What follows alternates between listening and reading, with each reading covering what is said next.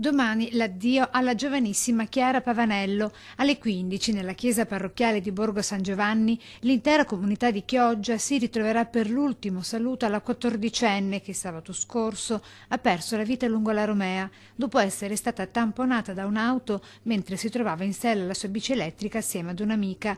Ma oggi, drammaticamente, nonostante i tanti appelli ai ragazzi a non viaggiare in coppia, a luci spente, specie di notte, mentre si insella alla bici, il sindacato di polizia torna con un accorato messaggio salvavita. Veramente mi rivolgo ai tanti giovani che conoscevano Chiara.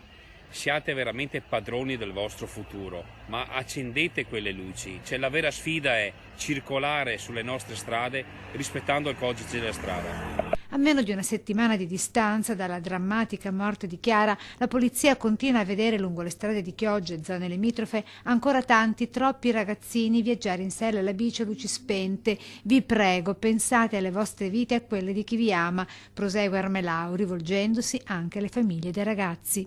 Ci rivolgiamo anche ai genitori di questi giovani. Perdete 2 minuti del vostro tempo e accompagnateli dove vogliono andare, specialmente se devono percorrere strade pericolose come la Romea.